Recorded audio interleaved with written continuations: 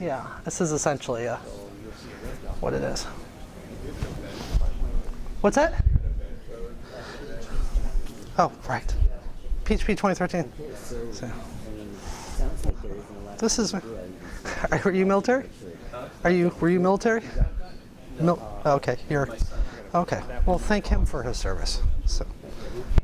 Oh, good for him. Where at? Okay, which is South Carolina? Okay, so, well, good for him. So, oh, hello. I'm good. How are you? Okay, so, shall we? Yeah, please. Good morning, everyone. My name is Lee. I'm part of the Canadian contingent for the organising committee for PHP 2013. It's my great pleasure to introduce Larry Ullman. He's a prolific writer, 23 books, and number of articles, I think is a good way to describe it. He's a web software developer and he's recently started working with payment processing company Stripe. So, ladies and gentlemen, Larry Ullman.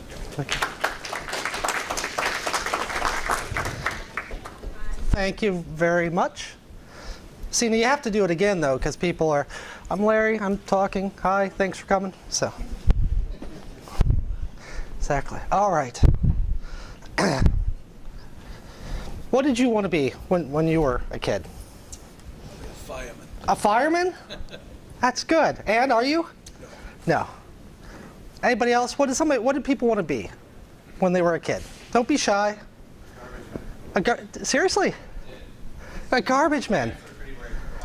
What's that? My parents were pretty worried for a while. That's an interesting answer, and I assume you're probably not. That goes into the category of jobs that I'm glad other people do that I would not really want to do, but thank them for that. Yes, sir. When I was probably 10 years old, we're talking 1960 now, my uncle worked for the Naval Air Reserve north of Philadelphia. They had an open house and they had a display which was, here's a machine that lights up a bunch of lights and will play tic-tac-toe. This was a late 1950s, circa late 1950s computer, and my uncle was programming it. And I got jazzed by that. Right. And I assume you probably went into computers since you're here. Well, that doesn't happen too often, does it? Like, you actually follow a path from. Anybody else have a good story of what they wanted to be when they were a kid? Yes, sir. Well, I thought I was a flight instructor and I wanted to be an aerospace engineer. Not there yet. Okay. Are you actually still working towards that? Let's see. So that's the second question. Anybody here have a sense of what they want to be that they're not at right now? Anybody here kind of still going for something? Yes, sir. Just kind of trying to get out there in technology again. Okay. Any particular kind of role, or? Kind of that game changer role, right? Really where I want to be. Okay, a game changer. Anybody else have a sense of what it is they want to do that they're not doing yet? Yes, sir. I moved from corporate into academia. Oh, yeah. I hear there's a couple of good colleges around here. You could, maybe think about doing. That's a very noble goal. So, when I was a kid, I spent a lot of time around doctors and in hospitals when I was very young, and so I wanted to be a doctor. In the way these things, that's all I knew at the time. So years later, I grew up some, and for some reason I got in my mind that I wanted to be a lawyer. Now the reason I wanted to be a lawyer was in part due to an 80s TV show called LA Law. So part of the reason that I'm where I am today is because of LA Law. Anybody else have the LA Law connection for how they got to where they're at? True. That would be good. So, yeah. So how do I get from wanting to be a lawyer to being whatever it is that I am today? Well, a big influence in that decision, in that trajectory, was my need not to make more than $23,000 a year, which rules out being a lawyer by all accounts. I got married young. My wife and I been out for a couple of years. We had an apartment, we had no kids or anything, but we had a dog and we had a couch, which, you know, is a sign of aging. And she decided that she wanted to go get her master's degree. So she decided upon Penn State, yay, Penn State. And we go and we're looking for apartments. Now, we had been married for like 3 years, living in a normal person's apartment. Go to Penn State, we're looking at college apartments. I'm 27 years old or whatever. The last thing I want is to live in a normal college apartment. You know, thin walls, undergrads living around me, stains everywhere. Okay, I am not prepared for this. So we looked at another apartment, and it was beautiful. 3 bedrooms, 2 baths, central air, washer and dryer hookup. Again, as an adult, these things now count. Washer and dryer hookup in the apartment. It was $583 a month. Now, keep in mind this is part being central Pennsylvania, but it's also $583 a month was even cheap by their standards. And the reason it was so cheap is because it was low-income housing. Now, it wasn't what many people would think of as low-income housing. It was largely people like us. A family with one person going back to grad school.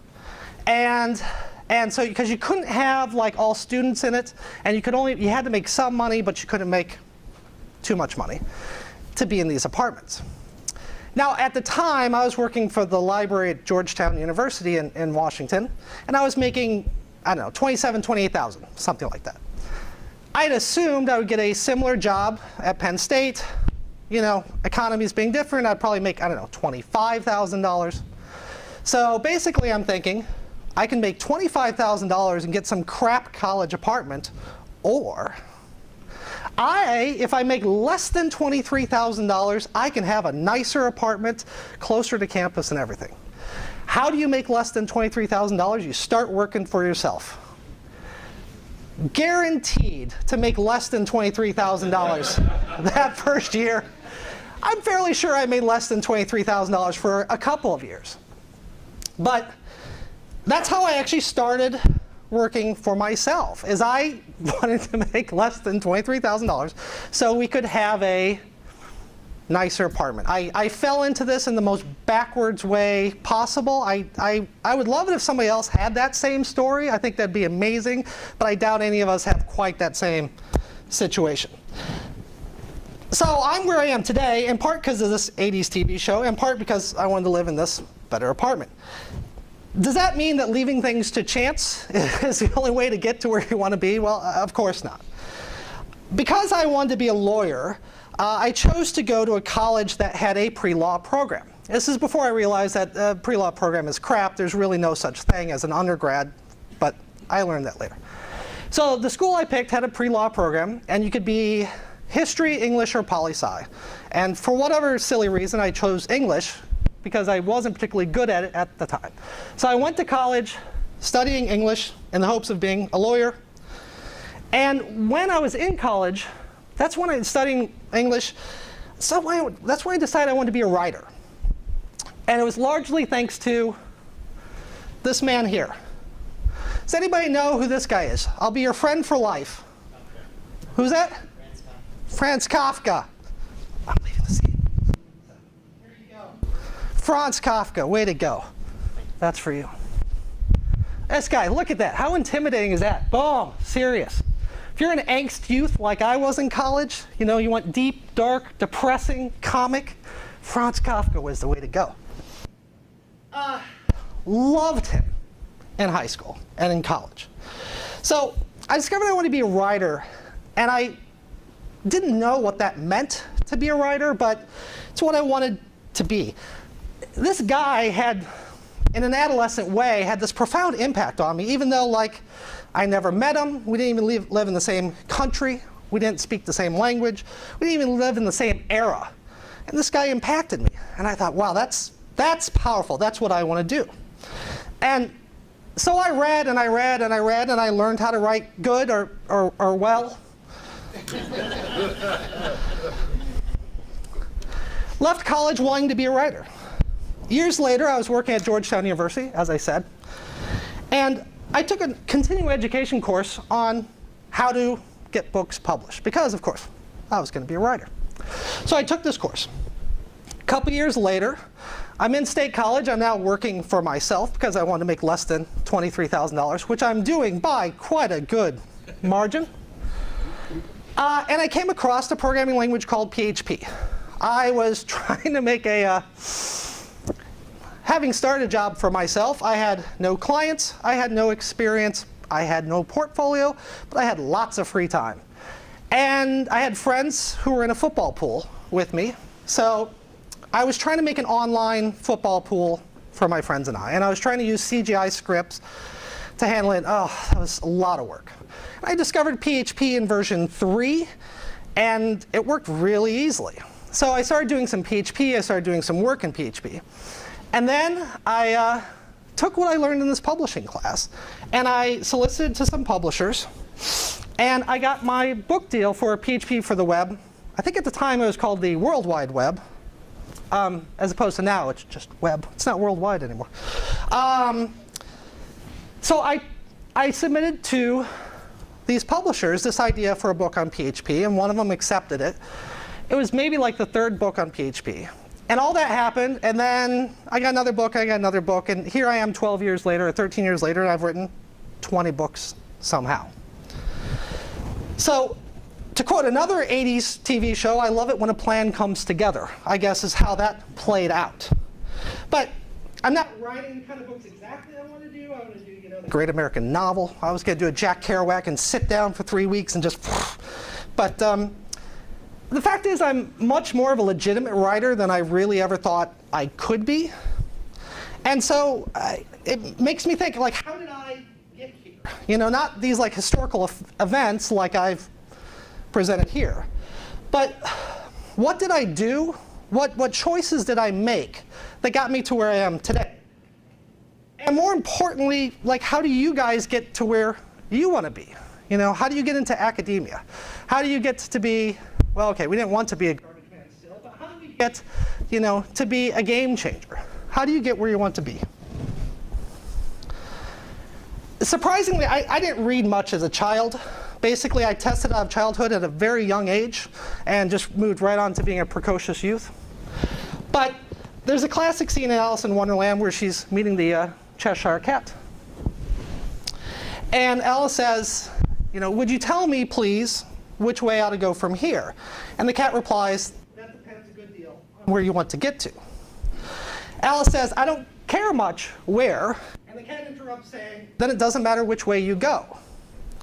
So long as I go somewhere, is what Alice adds as an explanation.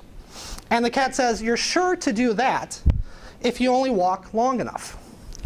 In this presentation, I'm going to present some advice for how to get there, how you get to where it is you want to be. The first piece of advice that I really have, and perhaps the most important, is that you're going to need to walk long enough. This is true whether you're the kind of person that's going to plan out your life and then achieve the goals that you've designed, or whether you're the kind that entirely wings it, or if you're like me and you're somewhere in between. You might ask, how far is long enough? Well, unfortunately, the answer is you'll know when you get there. So what do we want to be when we grew up? What do we want to be now? What do you think we're going to be? What do you think you're going to want to be tomorrow? Another big influence in my life is this guy. Anybody else? Jim Henson. Exactly. Here's better context for him. This guy did amazing things. Amazing things. He kind of dreamt big, and he set out and he did exactly what he meant to do. He realized his dreams. He said, if you care about what you do and you work hard at it, there isn't anything you can't do if you don't want to. Now, I'm not a motivational speaker. I'm not really an optimist, if you actually knew me. I'm not a person of faith, but I truly believe this. If you really want to do something, if you really want to get somewhere, you absolutely, absolutely can. You're just going to need to work hard enough and walk long enough. Towards that end, I've come up with 21 best personal practices. I've sorted these into 3 categories: gaining knowledge, experience, and making money. This presentation is not about like using LinkedIn and doing cover letters and that kind of mechanics of getting jobs. It's about the attitudes and behaviors that are going to help you to achieve your dreams, to get to where you want to be. The too long, didn't read version, if you want to go ahead and leave now, it's going to be this. Be honest, work hard, and never stop learning. These are going to be the 3 central tenets of what I've figured out when really thinking about what kind of attitudes and behaviors to have to get to where you want to be. I'm going to go into specifics now, and at the end of the presentation, there's going to be plenty of time for questions, or you can always get me wherever afterwards. This is going to be a shortish presentation, which is the way I like it, so for those of us who are keeping count. And again, we'll take questions afterwards.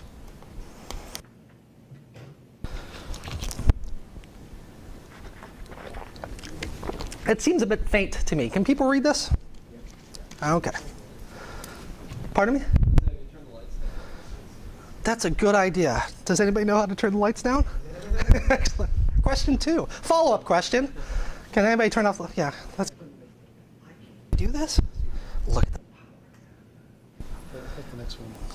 Very dark. Okay. Is that would have to be better. Oh, even more so. What? That was... Because you went... I can't tell if that's where we started or not.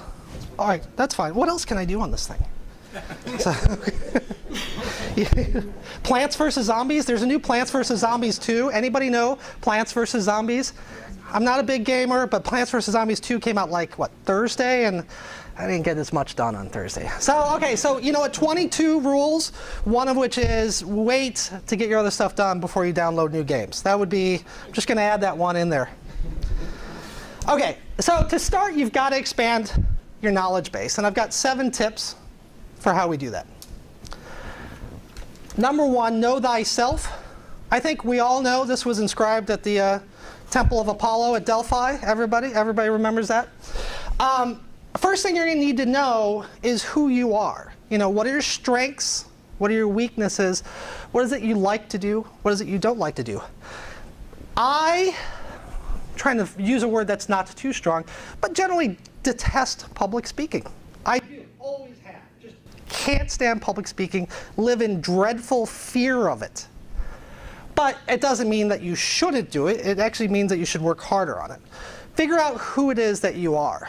I've been running a small business for 14 years. I have to do a fair amount of accounting. I hate accounting. That's one I'll go ahead and offload to somebody else. Find out who you are, what you like, what you don't like, so that you can invest your time and energies appropriately. You're also going to need to be prepared to reevaluate these things, because things change. It's a little known fact, when I was in high school, I did drywall. Did drywall for a couple of summers. And these guys, you know, they would actually put, I don't have a board. Anybody have drywall? No. They would put the drywall sheets on their head and kind of hold it up while they screwed it in. And all the drywall guys had a bald spot right here on top of their heads from holding up the drywall. And I thought, oh, I don't want that happening to me. What are you laughing at? So I decided not to do drywall. I don't understand why you're laughing. You know, the hotel's got this extra volume shampoo. It really, I think, is making a difference. Number 2, be prepared to say, I don't know. These are very, very important words. These begin the path to knowledge. A hallmark of a professional is being aware of what she doesn't know. I just got this job at Stripe as a support engineer, and I've been kind of managed for a little while, like where they're kind of overseeing my interactions. And they just let me off the leash, in part because they knew that I knew when I didn't know what I was doing, if that convoluted sentence makes any sense. But this is a very important thing. It's not just that you have to know what you don't know, you need to be willing to say it. When you're just starting out, it seems like the worst idea in the world. When you're a beginner and you're like going to interviews for a job or whatever, the idea of saying I don't know to somebody seems like shooting yourself in the foot. But admitting you don't know, you put yourself in a position to learn. And I'm going to get to the interview example again later. But don't be ashamed to acknowledge that you don't know something. I would like to hope that if we put you guys to a poll, you'd suggest that I probably know a fair amount. I mean, I've written 23 books. It's got to be worth something. But there are so many things I know nothing about. I know nothing about Node.js or the Laravel P. I know, you're like, he doesn't know Node.js? Yep, no idea. I have a rough sense of what it is, never touch it.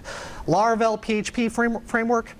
Even in technology alone, any number of you here knows things that I don't. That's perfectly okay. Be willing to say, I don't know. Learn how to ask questions. This is one way that you're going to learn. Or I could be more precise and say, learn to ask questions the smart way. Does anybody know what this refers to? OK. Yes, sir? I know what it refers to, and you're trying to get help and pose your question properly, and likely to get a useful response. Exactly. Yes. So if you, when you're getting help, propose your question properly, you're more likely to get response. I think a lot of times if you don't really have no idea, if you ask an open-ended question, you can, you don't know what you don't know, so you don't know what to ask. If you ask that open-ended question, then you can get feedback that you didn't even know you needed. Exactly. Open-ended questions? Yes, Eric, right? Yeah. Basically, just know the best chances of having the other person be able to kind of grasp where you're coming from. I'm sorry, I didn't catch the first part of that. Basically, you're trying to ask the question just as best as possible so that the other person knows the odds of.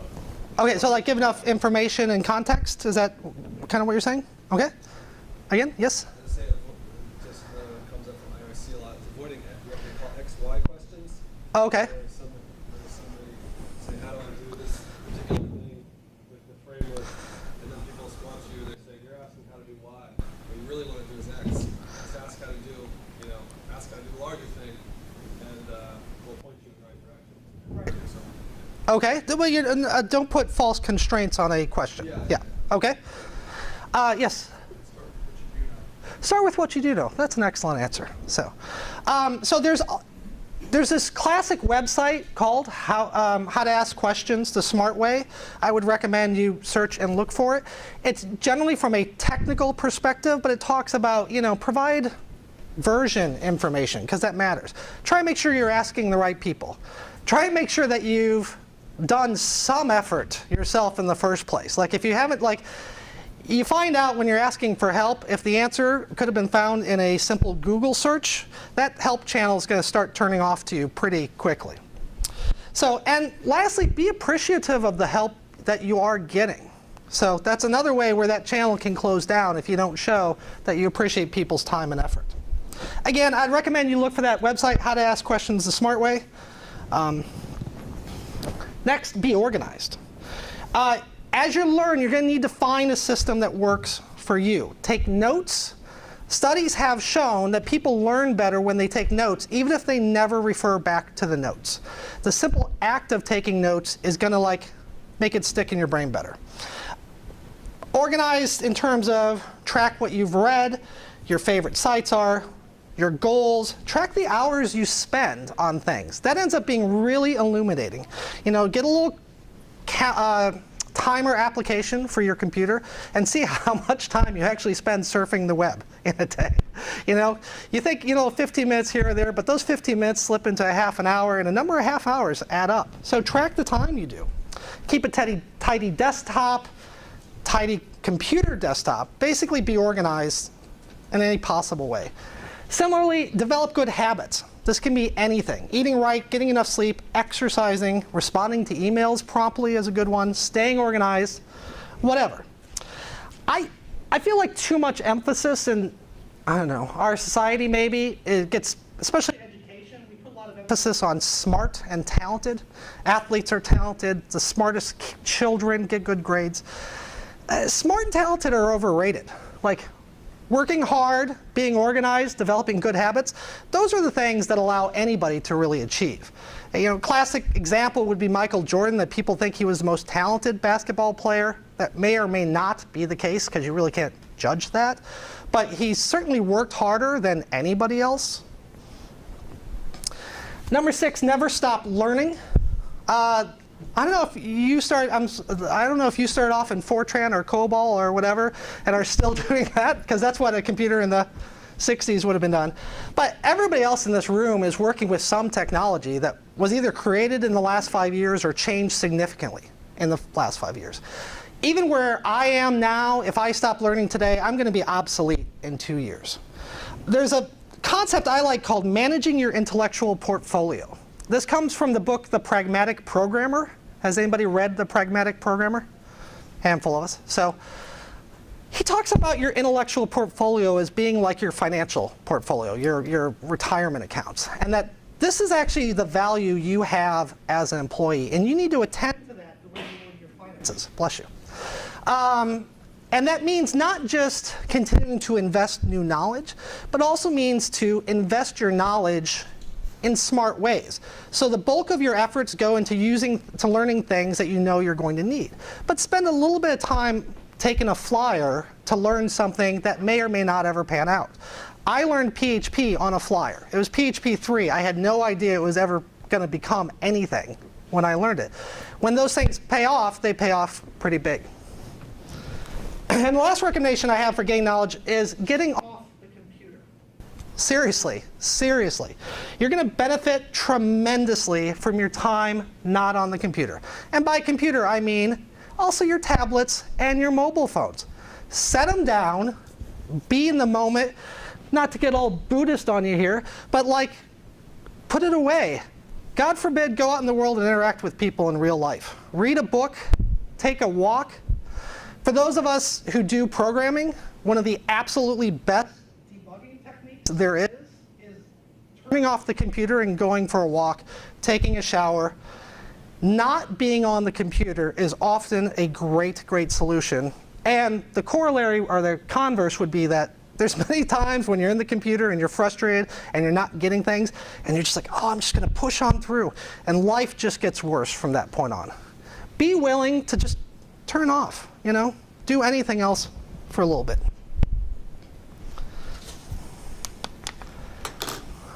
Can you read that back there? I don't want to give, I don't want Mr. Camus to not get credit.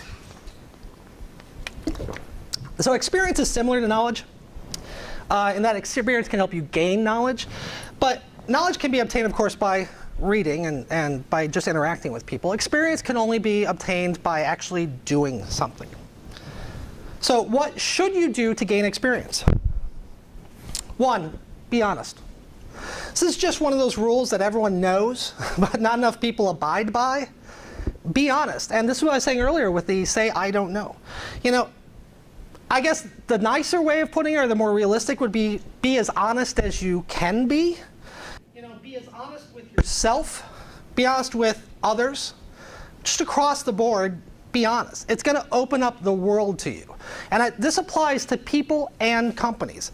This job I'm working, I went to reply to a customer, and I didn't exactly know the answer, and I kind of started off with in our experience, blah, blah, blah, as if suggesting that that's, you know, I'm telling you this answer because that's actually, you know, but, you know, I didn't know. I didn't have experience, nor did the company. And the guy overseeing me said, don't put that in here. We don't have experience with this. Don't tell the customer that in our experience, blah, blah, blah, when that's not the case. Just be honest. If you want the practical argument, you know, morality aside, the practical argument is this. Being honest is easier. The lies that you come up with are lies you're going to have to track and maintain. And as a company, like any kind of falsehoods you put forward, everybody's going to have to put forward those same falsehoods. Number 9, be influenced. So find out who your role models are, follow them, read what they write, pay attention to what they do, pay attention to who they follow. What conferences they go to is good. Use that information, synthesize it, and try out some of the things that they've done. Don't just listen to what they've done. Do it for yourself as much as possible to get your sense of what that means. Their knowledge and experience is going to end up becoming yours. And if you're like me, this is going to be especially important as you get older. So the people I'm working with now, my boss, I believe, is 21 years old, and wicked smart. I'm going to learn so much from this kid who's a generation below me. 10 is a tricky one, especially for beginners. To gain experience, you have to try things. Now, occasionally I'm going to come across beginners because of the books. People will email me. And they're going to ask questions and ask questions and ask questions, which is great. But at some point in time, you've got to get in the pool. Some point in time, you really have to actually try. You've got to extend yourself. Now, it goes the other way. Some people kind of try too early or try to do too much. So my modified suggestion would be to try without blindly guessing. You should try to do things that you think you understand. Try to do things that you have reason to believe will work. If you're learning programming for the first time, those random guesses are the ones that send you down a rabbit hole, which is going to be a lot of pain from there on out. So try without blindly guessing. Number 11, fail quickly. You are going to fail. You're going to fail often. Big failures, little ones, hopefully none too catastrophic, but you're going to fail. So do yourself a favor and fail quickly. Now, this is actually a main tenet at Pixar, the movie-making people. One of their directors said, screw-ups are an essential part of making anything good. That's why our goal is to screw up as fast as possible. So what does this mean? It means that you should try as quickly as possible to get to the point where you know whether it works or whether it doesn't work, whether you've done something right or wrong, good or bad. Admittedly, not my strong suit, but you'll gain experience faster if you're able to fail quickly. Number 12 is related, but not exactly the same. Learn to fail gracefully. Once you accept that you're going to fail sometimes, failing gracefully is going to become a useful skill and apply in many areas. So in your code, you're going to have errors. You're going to have bugs. Your code should be written to handle those gracefully. In your personal and professional life, you're going to have relationships and jobs that fail. Those should be handled with grace as well. No burned bridges, fewer hard feelings, that kind of thing. It's also an argument to failing publicly. Public failures do great things for your ego. They take you down a couple of notches, which I think we probably could all use, especially yours truly. But if you fail gracefully in a public manner, that makes a huge impression on people. And failing gracefully in a public manner makes your successes after the fact all the more impressive. Number 13, when you can, start helping others. Now, I can make a noble argument here about how great it is to give back and how to return the favor and pay it forward, if you will. I can make an economic argument. Helping others is a great way to network, which in turn makes you money. But I'm talking about experience here. And helping others ends up being a fantastic way for you to gain experience and knowledge. People are nodding their heads. I run some book forums, some support forums for the books I write. And people come in and ask me questions, and I try and give them an answer. That ends up making me a better writer. Because I have helped these people, I see where they're confused, I see what they're interested in. Giving my time freely to these people has made me much, much better. You're going to be amazed by how far your skills will expand once you start helping others. And this one is especially hypocritical when I'm standing up here blathering, but I guess it's kind of the constraints of the format here. I don't mean just listening more than you talk, but I mean, if you can't do that, then at least try to let the other person talk first. Your coworkers, your bosses, your clients, spouses, dates, basically everyone in the universe. If you can't talk less and listen more, then at least talk second. Again, this would be the do as I say, not as I do. So you have some knowledge, you have some experience. How are you going to make money?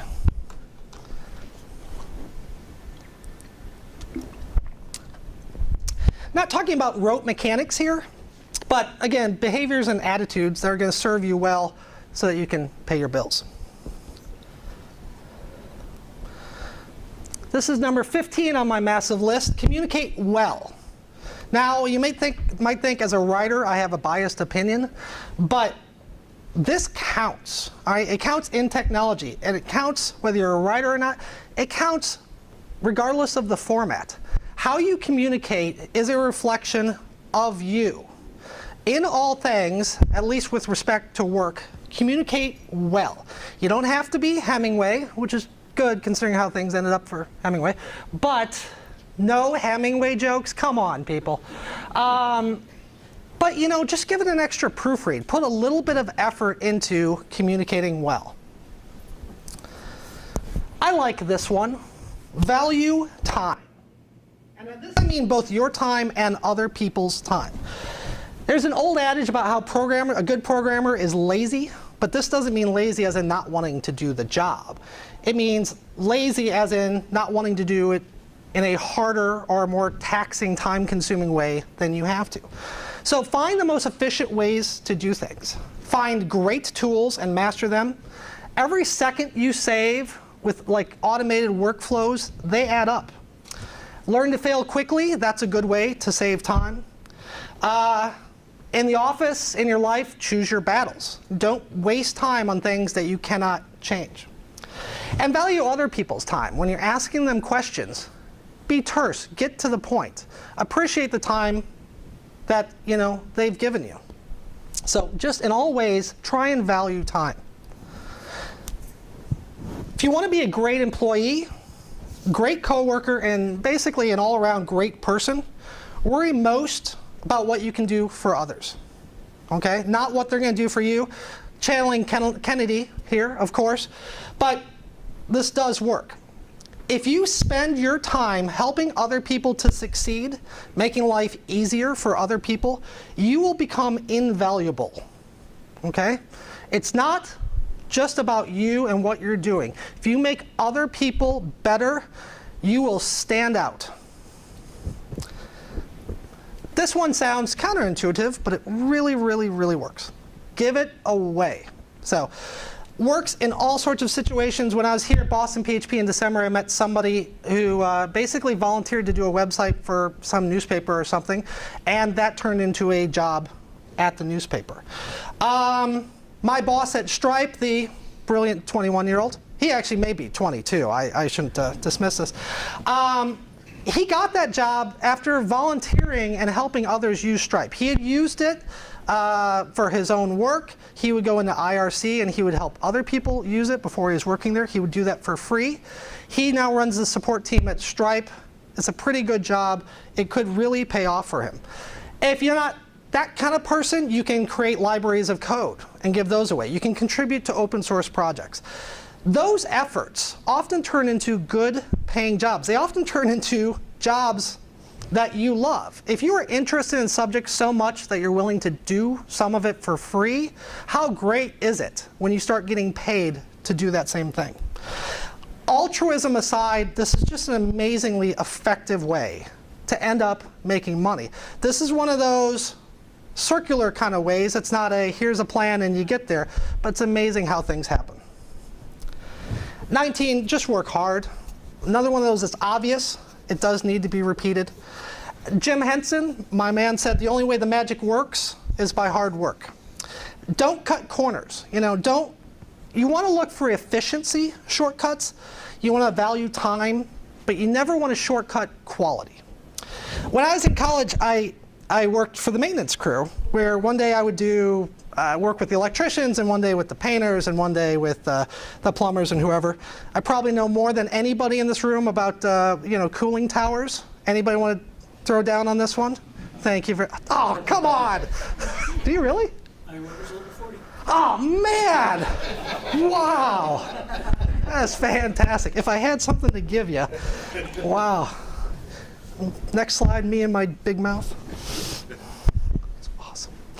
Okay, so there's a painter there by the name of Charlie. Charlie was a seasoned man, had kind of a hard life. Hard life, probably somewhat of his own choosing. And he was a painter, and so I would be working with him. And I remember one day we're doing this job, and we're painting this area way up high, kind of behind something that you can't see unless you're actually on a ladder right there. And I'm watching him, and he's trimming the edge of that so carefully. And I'm like, this is amazing. Why, you can't see it, I can't see it, nobody will know whether you did a really good job at that spot or not. Honestly, nobody will know. And this is going to sound tacky, but it's a true story. He said, I'll know. He will know the quality of work that he did. And that matters. Put another way, try and do the kind of work that you would be happy paying for. I think hard work maybe gets a bad rap. I don't know if it has a negative connotation, but it shouldn't. That Jim Henson quote is, the only way the magic works is by hard work, but hard work can be fun, which I think he demonstrated more than anybody. Number 20, do what you're going to say that you'll do. Maliciously or not, we let each other down all the time. If you're going to send an email, send it. If you're going to say get X done by Y date, hit those marks. Being organized, creating good habits, valuing time makes all of this easier. But do what you'll say you'll do. And if you can't, because it does happen, as my publisher could attest, be honest about it. Be honest that you're not going to do it, that you didn't do it. Correct the problem to the best of your ability and their satisfaction, and do better the next time. Final suggestion, number 21. Do more than you'll say you'll do. Whether this is clients or coworkers, do more than was required and do it faster if you can. Many people are going to do what they say they'll do. Many of them will. Very few do more. My favorite example would be, especially if you're freelancing, people think about clients as a way of making money, right? And clients are a way of making money. But you've completely trivialized the relationship if that's what you focus on. Clients give you experience. Clients give you a portfolio. They do give you money, yes. They give you marketing. If you do well by a client, they will sing your praises, and that brings in more clients. Clients are also possible future clients. Okay, I think people get lost on this one. We always think we want to get new clients. The clients you have today can be your clients in the future. I started freelancing in '99. I still have a client today from 2000, and I just stopped a relationship with a client from, I think, 2001 because of my other job, not through any other thing. But I was still making money in the past couple years from clients I had from 2000. Why? In part because I will end up doing more than I say I'll do. You're in a situation where a client, and they want these 12 things, and they have this much money, right? So you have agreed with them after that negotiation that you're going to do these many things for this much money. Why not do one or two of those other things? You know they wanted it. Find one, like a little feature, a little something that you think is interesting. And I'm not saying take a week to do it for free, but spend an afternoon, spend a day, you're working on a job, give them something else they wanted. You will have a great client for life, and that will pay off in spades. So from what I've learned from being a wannabe lawyer to a wannabe writer to an actual writer to whatever it is that I am today, those are the things I think you need to do and the attitudes you need to have to get wherever it is you want to be. You need to be honest, you need to work hard, and you need to never stop learning. If you do these things, and if you walk long enough, you will get there. So, thank you.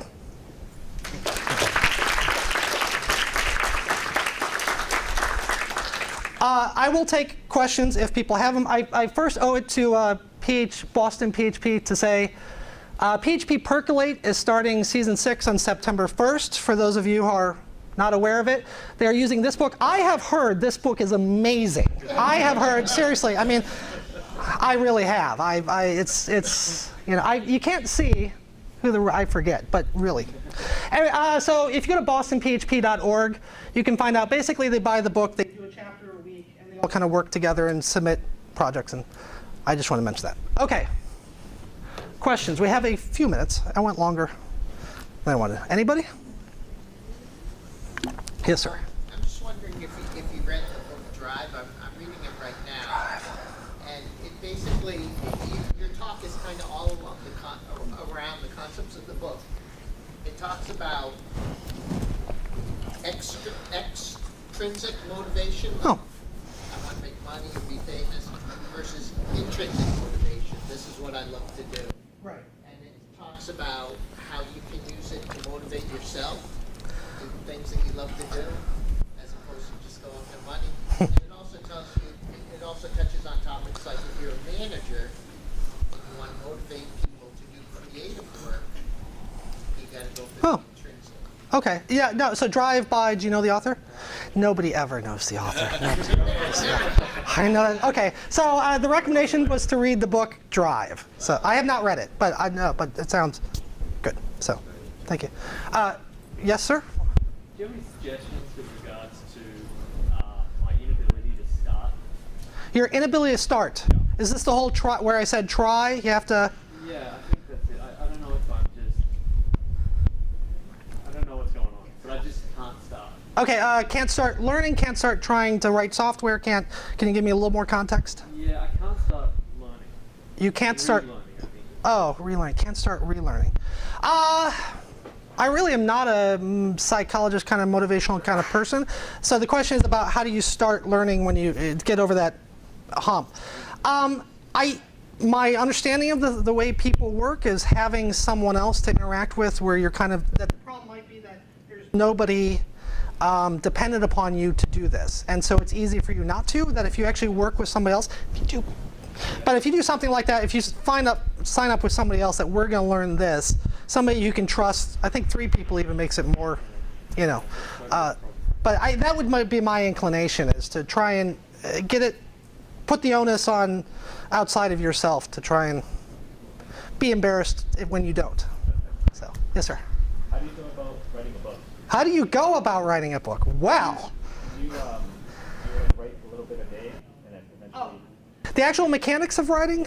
Okay, beyond the getting the book deal, right? Here's the great secret of writing books, is that there's no secret. You know how you write a book? You sit your ass in the chair and you write. There's no inspiration, there's no magic here. You actually just have to write. I don't want to dismiss it, but there is one trick I can give you. I have a theory that people have a hard time writing because they put too much pressure on it. The fact of the matter is what you write doesn't matter at all. Okay? When you're sitting at that typewriter, if you're sitting... Typewriter? Who am I? Okay. Jesus Christ. Typewriter. Okay, a modern day typewriter. I forget what those are called. When you're sitting there, Daniel H. Pink is Drive, the author of Drive. Daniel H. Pink, or so I heard. Thank you. Okay, so when you're sitting there, people put a lot of pressure on the writing. And you're writing, and you think, oh, this is terrible. And I know this because this happens to me too. And you think, I know what this book needs to be, I know what the writing needs to be like, and my writing is over here, right?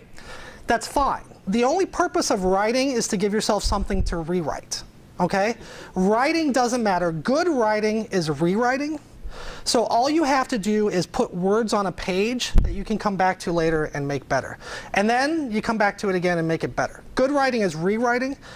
Don't sweat the writing itself. Just put words on the page. I normally, if I'm writing and in the middle of a sentence or a paragraph and it sucks, I type the word UGH, U-G-H, all capital letters, and I go to the next line or the next paragraph or whatever.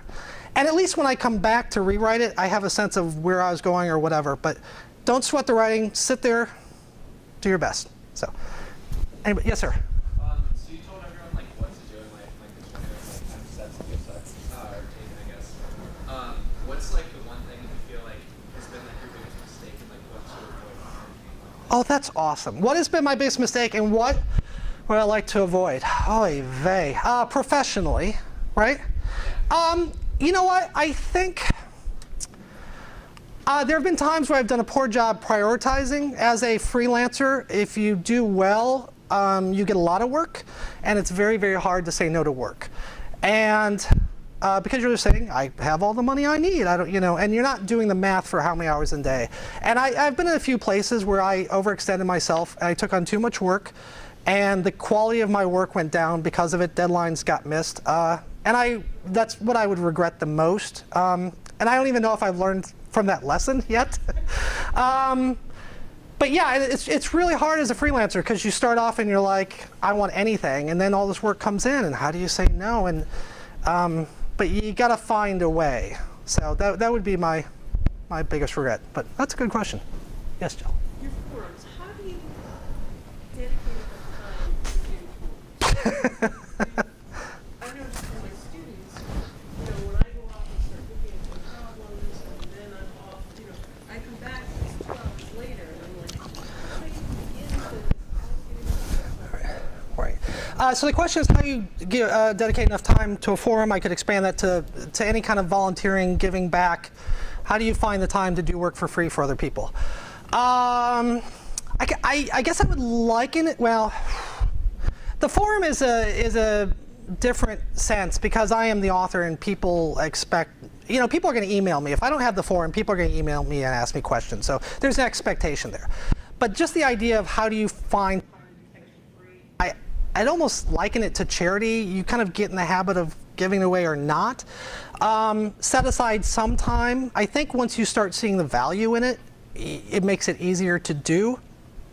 The economics of book writing is very strange. You actually don't make much money for the books. So like if you bought a copy of this book, and I really think you should, I get like $3, right? So if everybody here, I get like $100. If everybody here went out right now on Amazon, which is, bought a copy of this book, I get like $100, which it's $100. I'm just standing here. That's great. But like, but things like, doing the forums and supporting it for readers, in theory, that makes people buy the book later.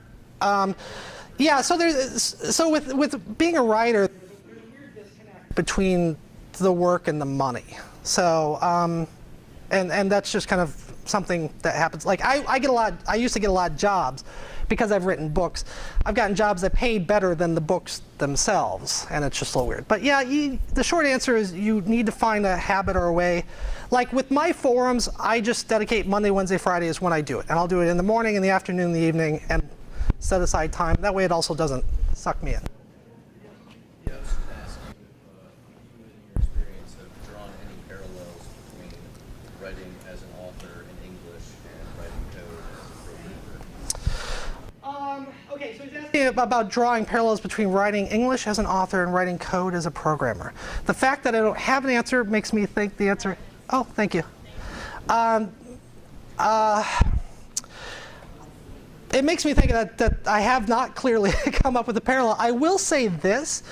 Writing about programming has made me a much better programmer. Because what will happen is you'll create an example script to use an example on how to teach a loop or whatever, something like that. And you come up with the script, and then you go to write about it. And you say, okay, and then you're going to do this. As you're doing that, you go, wait a minute, that's not what the code is doing at all. And you see that disconnect between, I think as programmers, we start off with the someday we get it to work, which is great, and we have no idea why it works.